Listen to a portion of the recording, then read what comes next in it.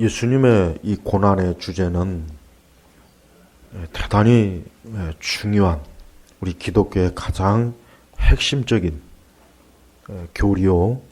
이것은 우리의 신앙의 중심이라는 것을 우리 성도 여러분 단 한순간도 잊으시면 안 됩니다.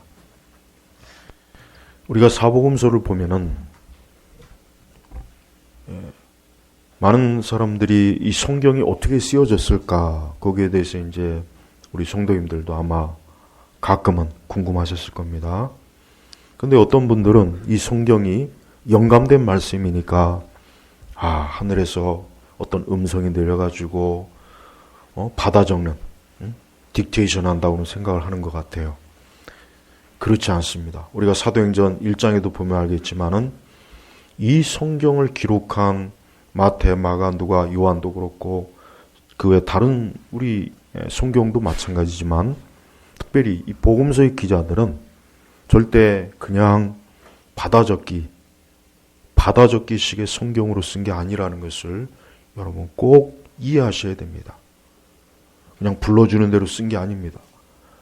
성령께서는 이 성경을 기록하게 하실 때 그 성경을 기록한 기자의 그의 모든 것들을 다 성령께서 친히 사용하셔서 그가 성경을 기록할 수 있도록 하나님께서 인도하셨어요.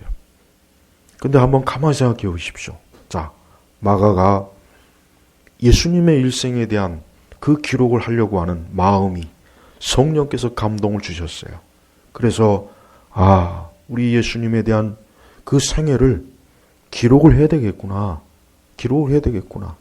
마가에게 그런 마음을 성령께서 주셨던 거예요. 마태복음도 마찬가지고 누가복음도 마찬가지고 요한복음도 마찬가지예요. 그런데 여기서 중요한 게 있습니다. 뭐냐면 그렇다면 누가는 그냥 기도하면서 하나님 불러주십시오. 제가 불러주는 대로 쓰겠습니다. 그렇게 해서 성경이 기록됐을까요? 아니에요. 거기서부터 성경의 영감론을 잘 이해하셔야 돼요. 마가는 분명히 그래 예수님에 대한 생애를 기록하려고 하는 마음을 주님이 주셨을 때 마가는 예수님의 생애에 대한 그 모든 것들을 자료들을 자기 나름대로 다 구했던 거예요. 그 당시 아직 사도들이 살아있었기 때문에 사도들의 직접적인 증언이 가장 첫 번째고 또 하나는 뭡니까? 마가 본인이 예수님을 통해서 깨닫고 알게 된 것도 역시 이 마가복음에 들어가 있어요. 자, 그런데 그게 마태도 마찬가지고 누가도 마찬가지고 마가도 마찬가지고 요한도 마찬가지예요. 그러면서 그 복음서 기자들이 가장 무엇이 과연 예수님의 생에 가장 중요하다고 여겼을까요? 여러분 전기문 혹시 읽어보셨습니까? 저는 좀 전기문을 좀 자주 즐겨 읽어요. 전기문은 참 유익합니다. 나쁜 사람이든 좋은 사람이든 선한 사람이든 악한 사람이든 전기문은 일단 읽어두면은 어쨌든 인간에 대해서 인생에 대해서 알 수가 있으니까. 자, 그렇습니다. 마가도 마찬가지입니다. 이 전기문 저자들이 가장 중요하게 여기는 게 뭐냐면 그 사람의 일생에서 무엇이 가장 중요한가 이거예요. 그러니까 어떤 전기문이든 제대로 쓰여진 전기문이라면은 그 자기가 쓰려고 하는 어떤 인물의 일생에서 가장 중요한 게 뭐냐 그게 포인트예요. 그러니까 진짜 잘 쓰여진 전기문은 그게 핵심입니다. 그래서 그 전기문을 읽는 사람은 이 인물의 인생에서 이것이 가장 중요한 것이구나라고 하는 것을 금방 알 수 있는 거예요. 그래서 거기다가 의미를 붙이고 해석을 해주고 그래서 그 전기문 작가는 자기가 쓰려고 하는 어떤 인물의 가장 일생 전체에 중요한 그의 일생의 가장 중요한 부분을 그 전기문에 가장 많이 거기에다가 쓰는 겁니다. 마가도 마찬가지예요. 마가뿐이 아닙니다. 마태도 마찬가지입니다. 요한도 마찬가지예요. 오늘 예수님의 십자가에 못 박힌 이 사건은 사복음서 저자들이 가장 많이 할애했어요. 그러니까 이 복음서를 쓴 이 성경의 기자들은 성령의 감동을 받았어요. 그래서 저들이 예수님의 일생을 기록해야 되겠구나. 그러면서 예수님에 대한 자료를 모았습니다. 직접적인 증언도 들었습니다. 또 자기 자신들이 그리스도에 대한 신앙과 믿음으로 이해하고 알게 된 것도 이 복음서에 들어가 있는데, 근데 가장 중요한 게 뭘까? 그들이 곰곰이 생각했어요. 뭘까? 예수님이 이적일까? 기적일까?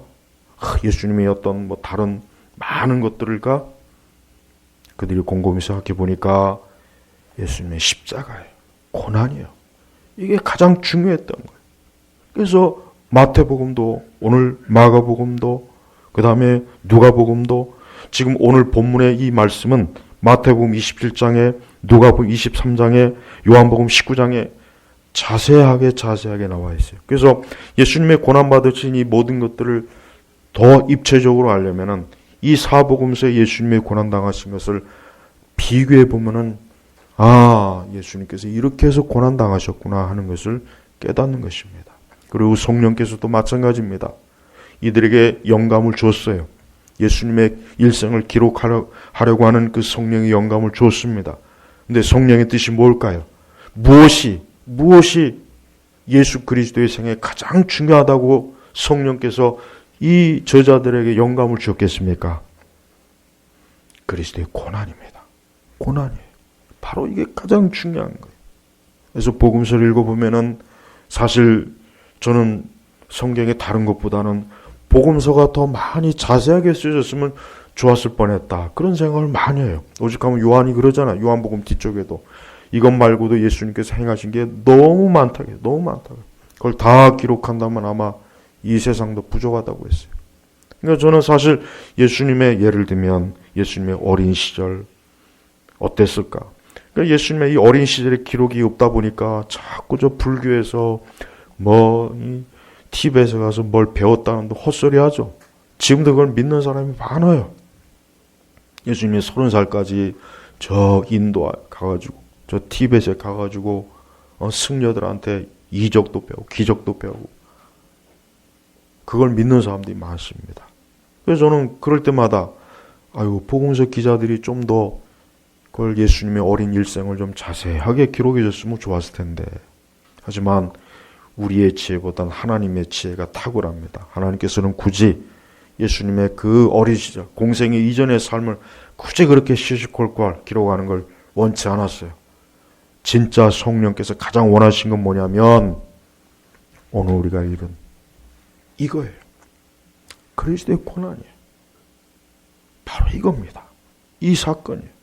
여러분들은 이 말씀을 읽으시면서 무슨 생각이 납니까? 우리는 보통 그래요. 예수님 고난 당하셨구나. 그분이 십자가에 못 박히셨구나. 피 흘리셨구나. 대부분 다 그 정도로만 끝납니다. 그래서는 안 됩니다. 그건 아직도 그리스도의 십자가 고난을 모르는 거예요. 여러분, 우리가 어떻게 해서 죄 사함 받고, 우리가 어떻게 죄와 원수와 이 세상 마귀의 노예에서 벗어났습니까? 우리가 어떻게 자유를 입었습니까? 우리가 어떻게 영생에 이르고 천국에 갑니까? 우리가 어떻게 더 이상 마귀의 자식이 아니고 우리가 하나님의 자녀로서 복되게 이 생과 내세에서 살게 되는 겁니까? 그 원인이 뭐겠습니까? 예수님의 십자가의 죽으심이에요. 그분의 고난입니다. 그런데 그러한 말로 다 할 수 없는 가장 큰 은혜와 혜택을 입은 우리가 정작 예수님의 고난과 십자가에 대해서 무심하고 별거 아니라는 생각하고 거기에 별로 관심도 없고, 우리 성도 여러분들 특별히 이번 주에는 그리스도의 고난에 관한 이 복음서의 말씀만 집중적으로 읽어보십시오. 혹 여러분이 집에 성경책이 4권 있으면은 이 대조 성경이라는 것도 원래 있긴 있는데 그것도 좋아요. 성경책이 4권 있으면은 사복음서를 쫙 펴놓고 예수님의 고난의 부분, 겹치는 부분을 같이 한번 비교해서 읽어보십시오.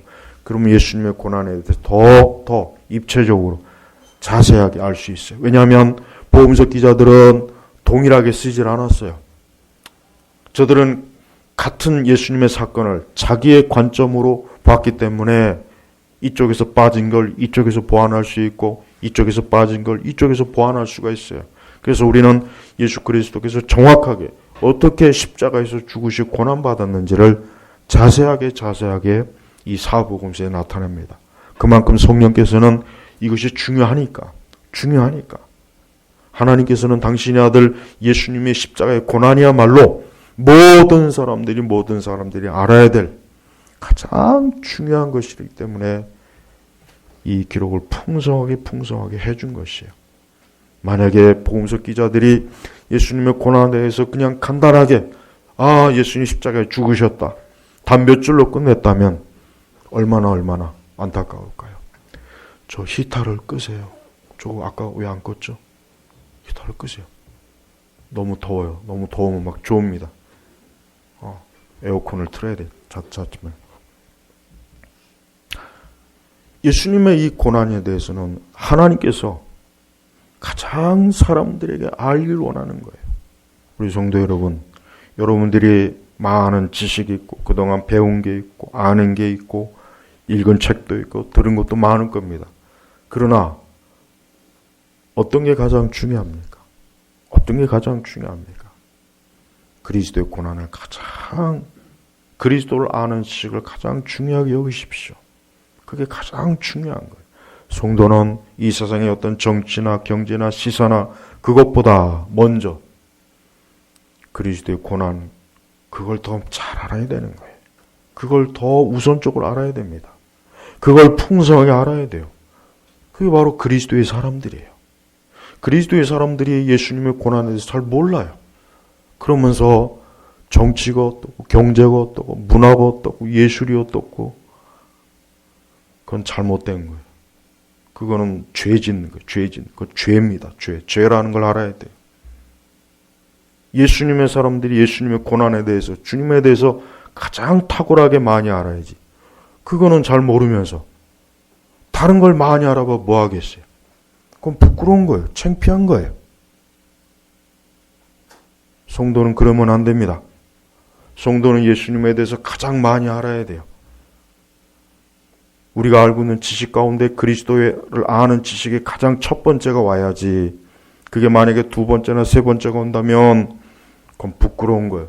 그건 수치스러운 거예요. 그건 그리스도 앞에 고개를 들면 안 돼요. 스스로를 책망해야 됩니다. 내가 그리스도를 아는 지식을 이렇게 부족해서 어떻게 하겠는가. 조나단 에드워즈 그리스도를 아는 지식이란 책이 있습니다. 그 책을 꼭 좀 읽어보십시오. 급하게 읽지 말고 하루에 한 편씩 읽으세요. 아주 외우십시오. 오늘 우리 시대 그리스도인들의 가장 큰 문제가 뭐냐? 언젠가 오래전에 뉴욕타임즈에서 어떤 연주회를 했어요. 모차르트 어떤 연주회를 했는데 그 음악 기자가 이런 혹평을 했습니다. 모차르트의 연주에 모차르트가 없었다 그랬어요. 그 얘기는 뭡니까? 그 연주자가 연주를 잘못한 거예요. 정작 모차르트의 곡을 연주는 했지만 기자가 볼 때는 모차르트가 없었던 거예요. 제대로 모차르트의 곡을 해석하지도 못한 거예요. 이해하지도 못한 거예요. 그러면서 자기 멋대로 연주하니까 기자가 그런 혹평을 쓴 거예요. 그리스도인이라는 사람들이 그리스도가 없어요. 그리스도인이라는 사람이 그리스도가 없는 지식, 그리스도가 없는 머리, 그리스도가 없는 마음, 그리스도가 없는 인생을 살면 그게 우린 그리스도인입니까? 우리가 오늘 읽은 말씀이 그냥 단지 문학적으로 과학적인 그런 기록입니까? 그렇지 않습니다. 예수님께서 실제로 이런 고난을 받으셨기 때문에 우리가 죄와 사망과 마귀의 노예에서 자유를 얻은, 해방을 얻은 거예요. 주님이 이런 고난을 당하지 않았으면 우리는 지금도 여전히 이 세상에서 죄의 노예요, 마귀의 노예요, 세상의 노예요, 육신의 노예요. 그렇게 살다 결국은 영원히 형벌받는 가련한 존재밖에 안 되는 겁니다.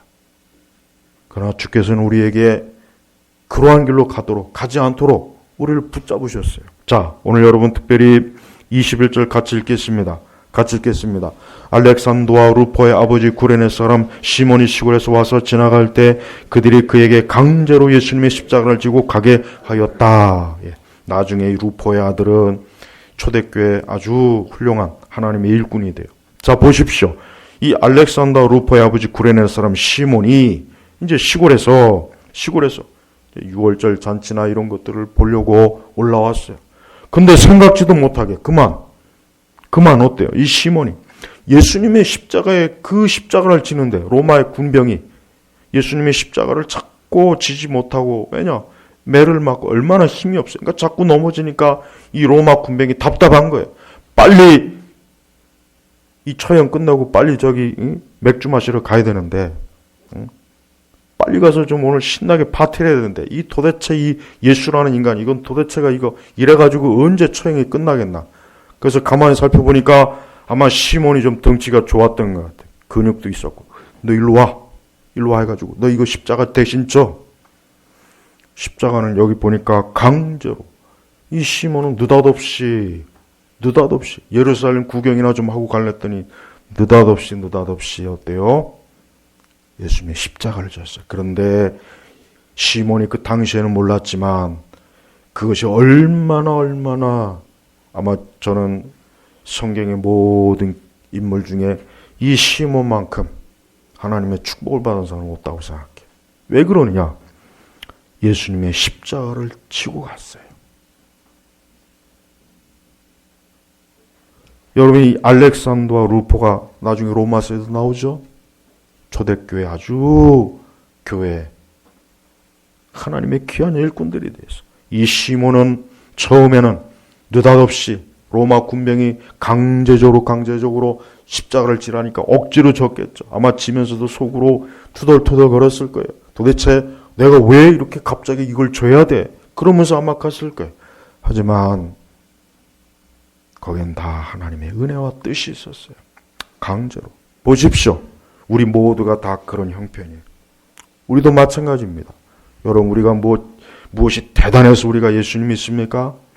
만약에 여러분도 예수님 안 믿으면 지금 이 시간 어디에 가 있겠어요? 벚꽃놀이 가죠. 마스크를 쓰고라도 끼고 간다잖아요. 지금 보니까.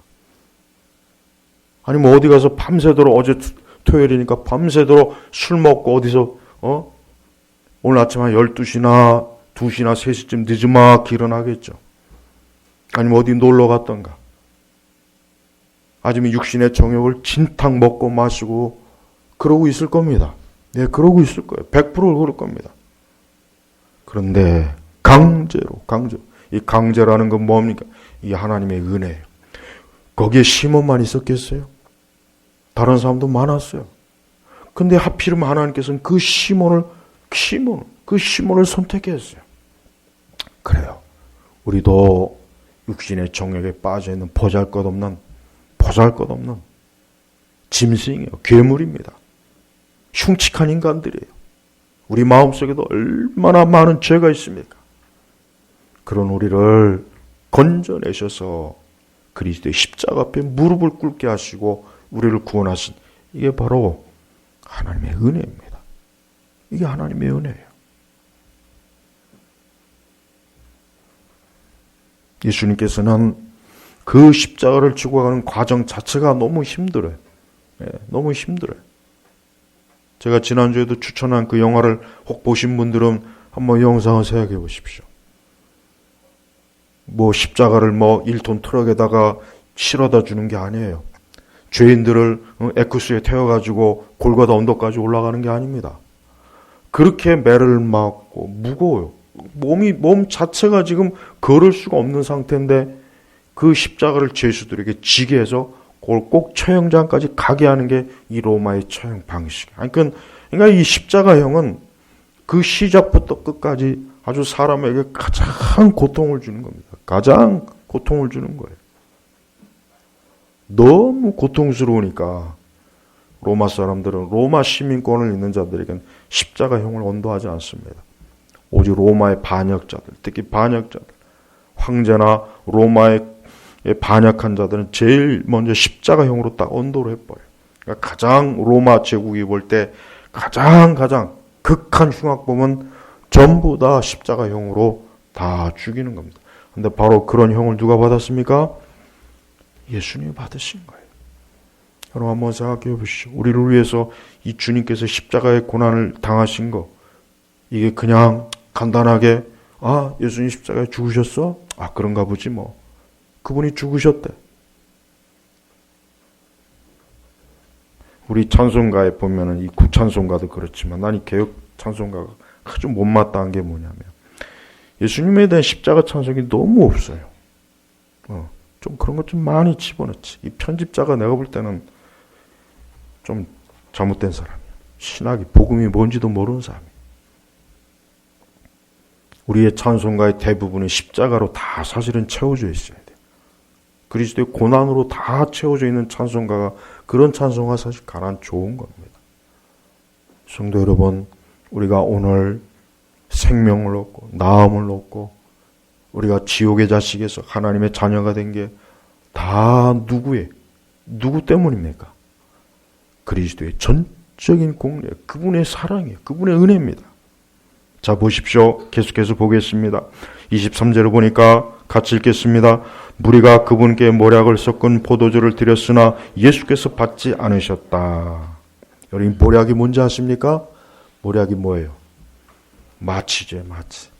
그러니까 그 당시 십자가형이 너무 고통스럽기 때문에 그나마 죄수들에게 좀 자비를 베푼다는 게 뭐냐면 이 모략을 섞은 포도주를 줘서 조금이라도 고통을 좀 면해 보려고 하는 옛날식 마취제. 마취제. 그래서 좀 그래도 이 무리 중에 그래도 좀 예수님을 좀 궁일히 여겼던 사람이 있었던 것 같아요. 그러니까 예수님이 너무 고통스러워하니까 어때요? 조금이라도 저 몸의 고통을 좀 줄여주자 해서 모략을 섞은 포도주를 주었어요. 그걸 마시면 몸의 고통이 좀 하거든요. 여러분, 옛날 18세기에 마취제가 개발되기 이전에 수술을 어떻게 하는지 아시죠? 아주 가장 독한 수를 진탕 먹여가지고 다리를 자르고 팔을 잘라요. 여러분, 그것만 해도 감사해야 돼. 우리가 그 시대에 태어나지 않은 거. 아주 술을 진탕 먹여가지고 수술대 위에 얹어놔요. 그러고 난 또 팔을 자르고. 그래가지고 수술을 하면은 열에 한 5, 6, 7, 8은 죽습니다. 예수님께서 지금 이 모략과 포도주를 드렸는데 예수님이 어떻게 했습니까? 받지 않으셨다. 이게 중요한 겁니다. 예수님은 자신의 고통을 조금도 감하지 않았어요.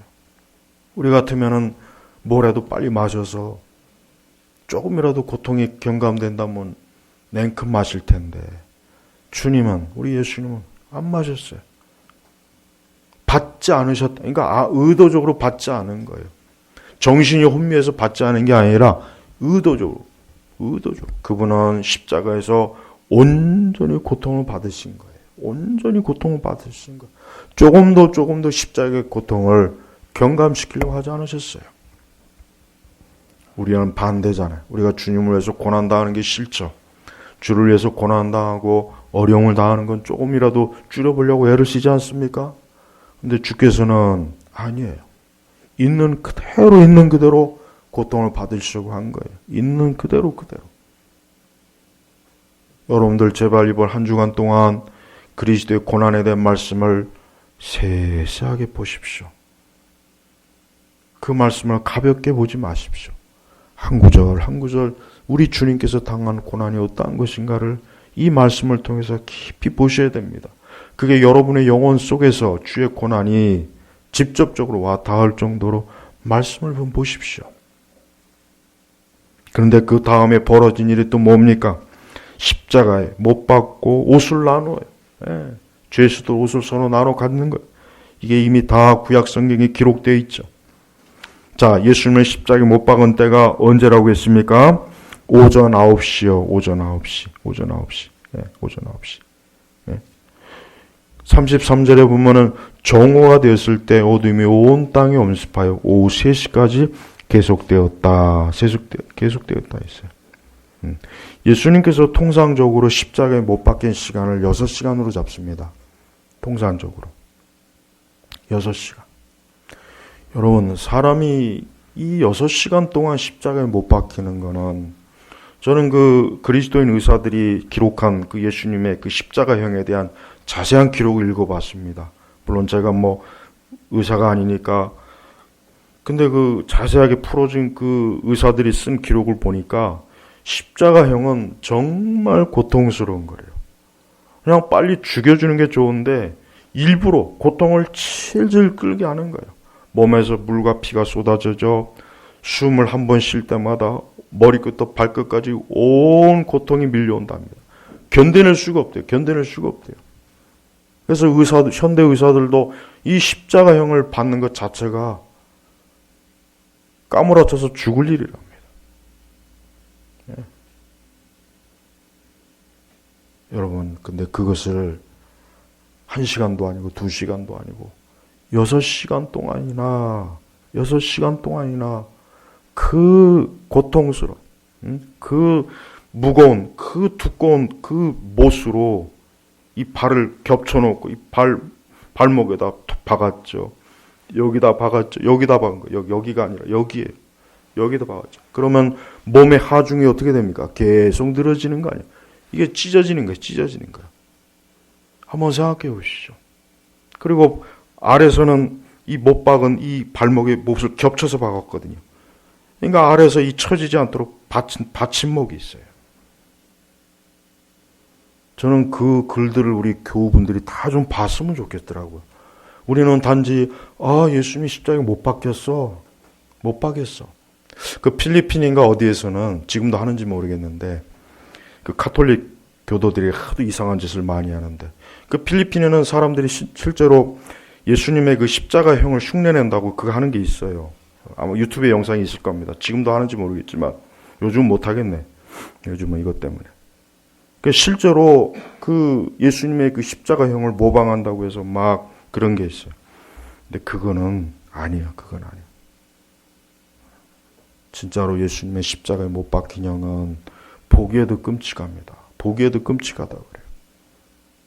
그러니까 온 몸이 물과 피로 땀으로 범벅이 되고 몸은 찢어지고 고통스러워서 숨은 한 번 쉴 때마다 그 고통이 말로 닿을 수 없대요. 왜 하나님께서는 예수님을 그냥 약간의 고통을 주셔서 빨리 죽이시지 왜 이런 고통을 주셨겠습니까? 왜 그렇겠습니까? 죄 때문이에요. 죄 때문이에요. 죄예요. 죄. 이렇게 죄는 지독한 거예요. 이렇게 죄는 고통을 주는 거예요. 괴로움을 주는 거예요. 저주예요. 저주.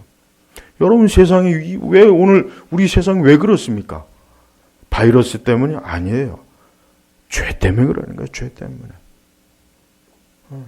우리나라는 특히 죄가 많아요. 우리나라는 진짜 죄가 많습니다. 감사할 줄도 모르고 은혜를 모르는 백성들이 얼마나 많습니까? 집불도 아무것도 몰라서 지 잘난 줄 알고 좌파에 물든 사람도 많고 그리스도인이라고 해봐야 그리스도의 고난이 뭔지 아무것도 모르고 교회 와서 그저 룰루랄라 재밌게 신앙생활 하려고 하죠. 그런 사람들이 얼마나 많습니까? 그것뿐입니까? 이교도들과 손을 잡고 춤을 추고 이교도들과 함께. 여러분 이게 얼마나 하나님 앞에 악한 죄를 짓는 거 아닙니까? 한번 생각해 보시죠. 여러분 제발 이번 고난주간에는 절대로 그냥 넘어가지 마세요. 고난주간 이런 거 자체가 필요 없어. 우리는 그런 거 안 하죠. 그리스도의 고난에 대해서 이번에 절대로 그냥 넘어가지 마십시오. 그리스도께서 받은 고난이 누구 때문인지를 좀 깊이 생각하고 이분이 받은 고난이 바로 내 죄 때문이구나. 나의 죄로 인하는 것이구나. 29절에 보니까 이런 말씀이 있습니다. 같이 읽겠습니다. 지나가는 자들이 그들의 머리를 흔들며 예수님을 모욕하여 말하기를 아하 성전 허물고 3일 만에 지으려는 자야. 그 예수님 앞에서 예수님을 모욕해요. 뭘 모욕합니까? 예수님께서 평소에 저 성전을 허물어라. 내가 3일 만에 짓겠다. 그러니까 그걸 가지고 조롱하는 거예요. 성전을 허물고 3일 만에 지으려는 자야. 내 자신을 구원하고 십자가에 내려와 봐라. 그러니까 조롱하는 거예요. 조롱. 큰 고통을 당한 주님 앞에 그것도 부족해가지고 거기다 대고 뭡니까? 조롱을 하는 거예요. 비웃는 거예요. 얼마나 주님께서, 그러니까 십자가의 고통이라고 하는 것은 육체적 고통도 크지만 또 뭡니까? 정신적 고통도 커요. 정신적 고통도 커요. 에어컨을 좀 트세요. 에어컨을 좀 확 틀어보시죠. 좀 시원해야 되겠어요. 좀 덥습니다. 예수님의 이 정신적인 고통도 굉장히 커요. 앞에서 조롱하죠. 좌우에 있던 이 강도들은 또 조롱하죠. 비웃죠. 욕하죠. 네.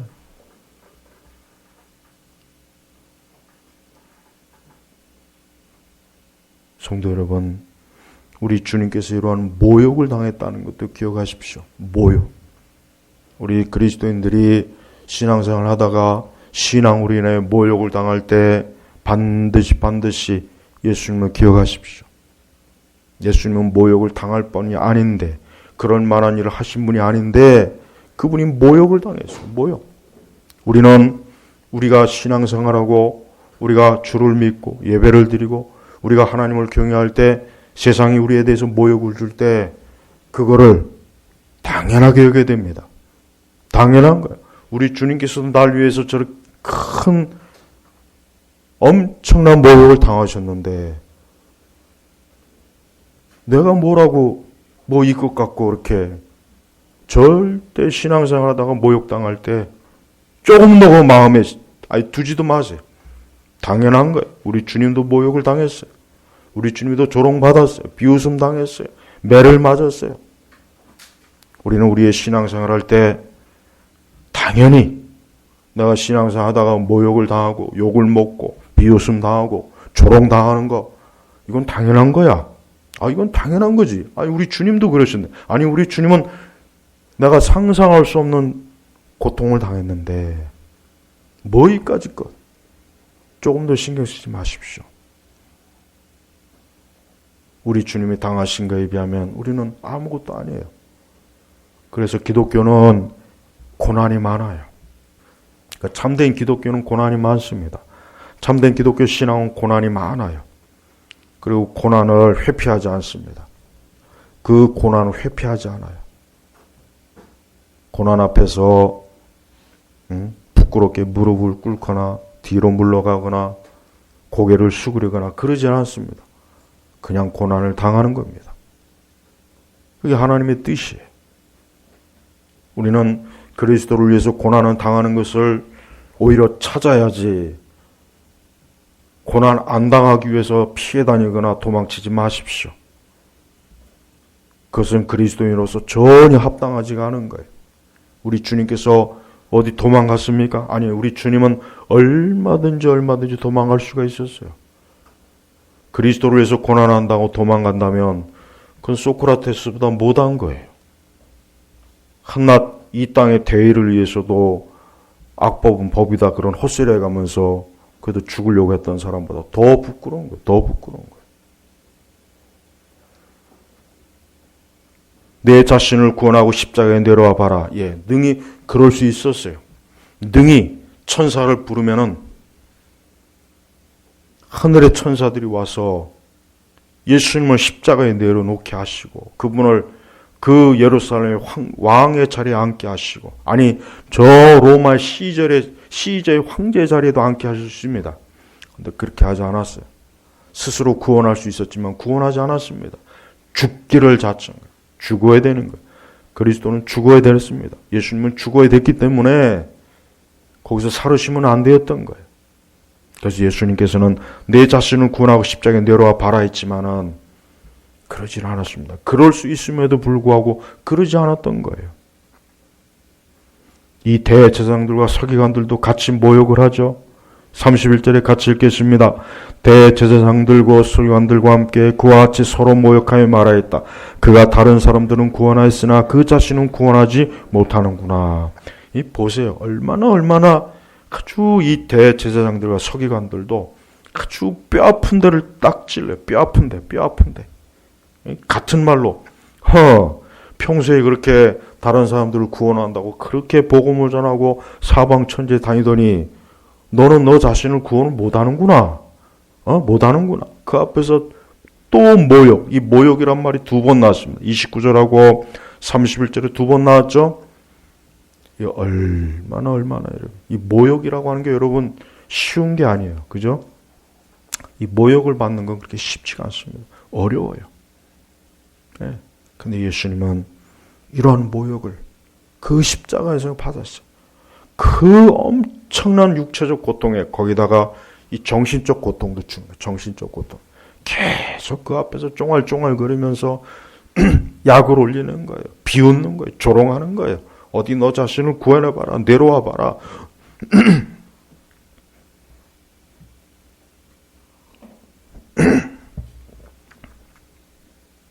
32절에 보니까 이스라엘 왕 그리스도여 지금 십자가에서 내려와 우리를 보고 믿게 하여라. 함께 십자가 못 박힌 자들도 그분을 욕하였다. 이제는 또 죄수들까지. 그러니까 예수님은 모든 사람들에게 모욕과 증오와 저주받은 자로서 그분이 지금 이 십자가에 달린 겁니다. 예수님의 십자가에 대해서 너무 모르는 사람들이 많아요. 교회를 수십 년 다녀도 그리스도의 십자가가 뭔지를 모르고 그냥 다닙니다. 말씀을 좀 더 유심히 보십시오. 이스라엘 왕 그리스도여 지금 십자가에서 내려와 우리가 보고 믿게 하여라. 믿게 하여라. 이들도 또 조롱합니다.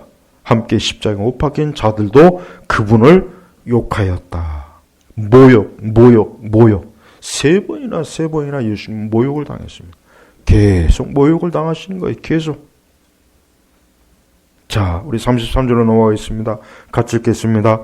정오가 되었을 때 예수님이 온 땅에 오후 3시까지 계속되었다. 어둠이 오후 3시까지. 그러면서 33절에 뭐라고 합니까? 나의 하나님, 어찌하여 나를 버리셨습니까? 신학자들이 이 구절에 대해서 많은 해석을 하지만 가장 정확한 신학적 해설은 예수님은 진짜 하나님께로부터 버림받은 겁니다. 진짜 버림받은 겁니다. 어떤 사람은 이 말씀을 근거로 예수님이 이제 버림받은 자다, 실패자다, 이제부터 내가 승리한 자다, 이긴 자다. 교주들이 그런 얘기하죠. 얼마나 그게 아니죠. 예수님은 진짜 하나님께로부터 버림받았어야 됩니다. 버림받은 척하면 안 돼요. 우리의 죄 문제가 해결되려면은 그 제단 위에서 그 재물이 완전히 죽어야 됩니다. 죽어서 각을 떠요. 거기다 그 재물을 완전히 불로 태워서 죄로 남겨야 되는 거예요. 바로 그거예요. 구약의 레위기 제사법 보십시오. 재물을 살려둡니까? 아니에요. 죽여요. 죽입니다. 각을 뜹니다. 불로 태웁니다. 그걸 하나님께서 흠양하신다 그랬잖아요. 흠양. 그래야 이스라엘 백성들의 죄가 어때요? 용서받는 거예요. 그게 다 뭘 예표하는 겁니까? 바로 이거예요. 오늘 예수님이요. 앞으로 오실 예수님, 메시아가 그렇게 죽을 것이다. 그렇게 생명이 끊어질 것이다. 하나님께로부터 버림받을 것이다. 너희 죄 때문에 이렇게 버림받을 것이다. 저주받은 거예요. 저주받은 거란 말이에요. 여러분, 왜 우리의 사도신경에 보면은 우리의 사도신경에 보면 이런 말씀이 있죠. 이 부분에 대해서 많은 분들이 자꾸 질문하던데 그 카페에 있는데 왜 자꾸 질문하는지 모르겠어요. 지옥에 내려가셨으며 있죠. 지옥에 내려가셨으며 있잖아요. 이게 우리 한국교회는 요걸 싹 빼버리잖아요. 요거를 고백할 때 밑에 영어에는 버젓이 들어가고 라틴어 원문에도 들어가 있어요. 헬라어 원문에도 들어가 있고. 근데 요걸 싹 빼버려요. 근데 요걸 빼버리면 안 돼요. 예수님은 저주받은 거란 말이에요. 우리로 해서 저주받은 거예요. 그분은 지옥의 그 고통을 맛을 봤어야 되는 겁니다. 왜? 그래야 우리의 죄가 완전히 사함받는 거예요. 성도 여러분, 우리의 죄는 두 가지밖에 안 됩니다. 두 가지 처리밖에 안 돼요. 하나는 우리는 어떠한 죄를 짓든지 그 죄로 인해서 영원히 지옥에서 형벌을 받는 것. 또 하나는 뭡니까? 그리스도로 인해서 우리의 죄가 용서받아서 하나님 앞에 자녀가 되는 것. 둘 중에 하나입니다. 여러분 어느 걸 원하세요? 여러분 어떤 걸 원하십니까? 여러분의 죄 때문에 영원히 저주받는 걸 원하십니까? 그렇지 않을 거예요. 예, 맞습니다. 바로 예수님께서 그것 때문에 이렇게 고통을 당하신 겁니다. 예수님은 거기에서 부르짖었어요. 나의 하나님, 나의 하나님, 어찌하여 나를 버리셨습니까? 예수님의 가장 큰 고통이 뭔지 아십니까? 육체의 고통이 아닙니다. 정신적 고통이 아닙니다. 사랑하는 하나님 아버지께 버림받는 것. 그게 가장 큰 고통이에요. 우리 성도 여러분들의 가장 큰 고통이 뭡니까? 몸이 아픈 겁니까? 물질의 어려움입니까? 다른 또 어떤 어려움과 고통입니까?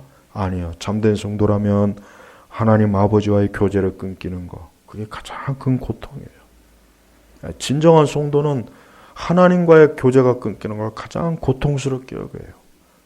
우리 주님 보십시오. 주님이 지금 그냥 아파서 고통스러워서 이런 부르짖는 게 아니라 하나님께로부터 버림을 받은 거예요. 버림을 받은 거예요. 그래서 울부짖은 거예요. 그래서 부르짖은 거예요. 우리 성도 여러분, 우리는 하나님을 이만큼 사랑합니까? 이만큼 사랑하나요? 제가 자꾸 예배 문제에 대해서 자꾸 몇 번씩 자꾸 반복해서 얘기하지만 예배란 하나님과의 친밀함이에요. 예배를 안 드린다면 진짜 성도는 차라리 죽는 게 낫다고 생각하지 예배 안 드리고 먹고 살기 좋다. 그럴 수는 없습니다. 진짜 성도는 그렇게 안 돼요. 여기 말씀처럼 나의 하나님 나의 어찌 나를 버리셨습니까? 보십시오. 예배는 하나님이 나를 버리지 않고 나도 역시 하나님과 함께 있다고 하는 거예요. 이게 예배의 의미입니다. 그냥 예배라고 하는 것을 많은 분들이 그냥 주일날 여기 예배 와서 자리에 앉아갖고 찬송 몇 곡 부르고 헌금 내고 목사님 설교 듣고 그건 줄 알고 있어요. 아니에요. 예배는 살아계신 하나님과 함께하는 거예요. 그분과 함께하는 거란 말이에요. 그거예요, 그거. 근데 그것을 여기 우리 부모님들 자녀들하고 강제로 떨어놓으면 좋습니까? 국가에서 여러분에게 오늘부터 국가의 행정명령이니까 모든 부모와 자녀들은 한 달간 떨어져 있어라. 그거 받아들일 부모가 있을까요? 대한민국에? 아마 좌파들도 못 받아들일 거예요. 근데 살아계신 하나님과 예배 드리지 말라는데도 어쩌면 그렇게 넙죽, 냉큼. 어제 또 그러대요. 2주간 또 사회적 격리해야 된다고. 저게 미친놈들이지 저게. 그러면서 공항을 아직도 활짝 열어놓고 있어요. 막 그냥 욕이 나오려고 하는데 오늘은 성찬식이기 때문에 제가 욕을 안 하는 거예요. 우리가 우리의 자녀들과 강제로 떨어져 있으라 그러면 받아들이겠습니까? 못 받아들일 거예요. 근데 왜 하나님과 우리 사이를 떨어져 있으라 그러는데 왜 그걸 받아들입니까? 그건 못 받아들여요. 받아들일 수가 없어요. 차라리 우리가 죽는 게 낫습니다. 죽으면 그냥 돼요. 우리 주님께서는 하나님과의 떨어지는 게 너무 고통스러워. 그것 자체가 지옥이에요. 그래서 어찌하여 나를 버리셨습니까? 하지만 하나님께서는 우리의 구원을 위해서 십자가에서 그분을 버리셔야 되는 겁니다. 여러분 하나님 아버지의 마음을 생각해 보십시오. 우리는 너무 하나님 아버지에 대해서 그분의 마음을 몰라요. 어쩌면 그렇게 모를까요? 여러분 하나님께서라고 하나님 인격적인 분이에요. 우리가 성경에 보면 알지만 하나님은 진노하시기도 하고 슬퍼하시기도 하고 기뻐하시기도 해요. 하나님께서 당신의 아들 독생자가 십자가에서 그렇게 고통받는데 하나님께서 기뻐하시겠습니까? 여러분의 자녀가 여러분이 보는 눈앞에서 매를 맞고 채찍을 맞고 피 흘리고 모욕을 당하는 게 그걸 보는 심정이 어떻게 했어요? 차라리 내가 죽는 게 낫다. 다 이런 심정 아니겠습니까? 우리 하나님도 마찬가지예요. 여러분 하나님이시라고 덤덤하게 자꾸 이상하게 생각해. 왜 그렇게 하나님의 인격적인 분임을 모를까요? 우리 주님께서도, 우리 하나님 아버지께서도 하늘 보좌에서 독생자 예수 그리스도의 고난을 친히 보실 때 얼마나 고통스럽겠어요. 한번 생각해 보세요. 응? 그래서 어둠이 온 땅에. 네?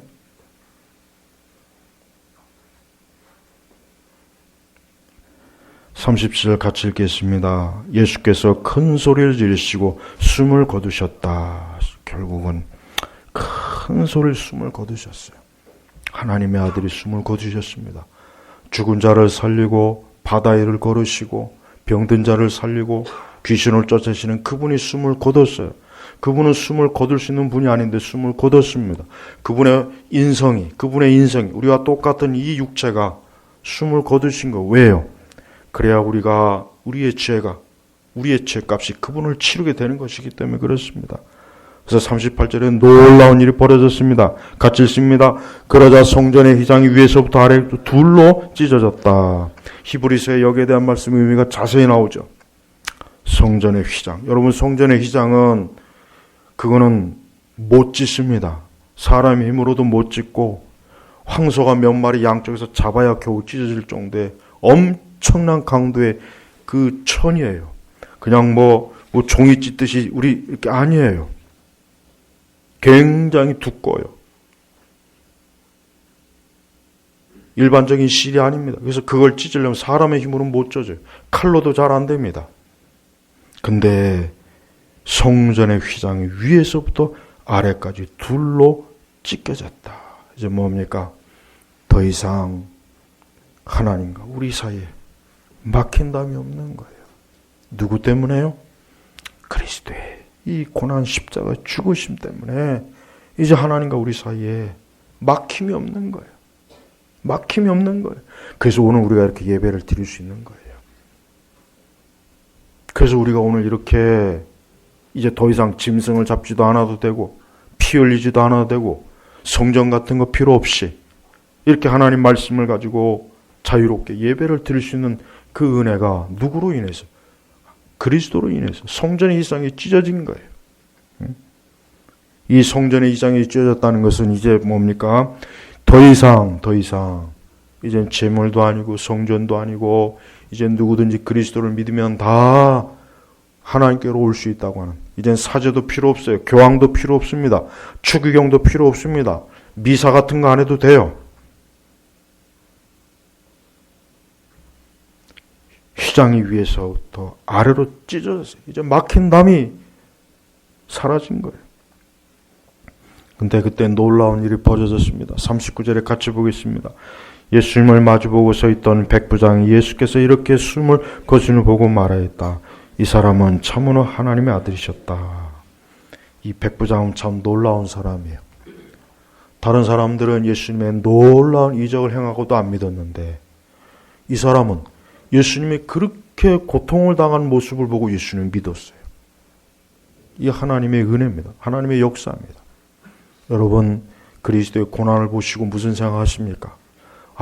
그냥 예수님 아팠겠다. 아유, 이렇게 큰 고난 당하시니 어떻게, 큰일이네. 아유, 어떻게 하지? 이 백부장 같은 이런 믿음을 갖지 않는다면 아직도 그리스도하고는 아무 상관이 없는 거예요. 여러분도 이 백부장과 똑같이 참으로 하나님의 아들이시구나. 그리스도께서 아들이시구나. 이분이 정말 아들이시구나. 하나님의 아들이시구나. 성도 여러분, 우리 주님께서 오늘 이 고난 주일, 이 성찬 주일에 우리에게 오늘 이 말씀을 주신 건 뭡니까? 단지 우리가 주님의 고통에 동참하라거나 느껴보라고 주는 게 아닙니다. 바로 뭡니까? 내가 너를 위해서 이 고난을 당했다. 내가 너로 인해서 너의 죄 때문에 이 십자가에 못 박혀 죽었다. 바로 이러한 은혜를 깨닫게 하시려고 오늘 이 말씀을 여러분에게 주신 겁니다. 오늘 우리가 성찬을 할 때 여러분, 이 성찬이 뭡니까? 이 성찬이 뭐라고 생각하십니까?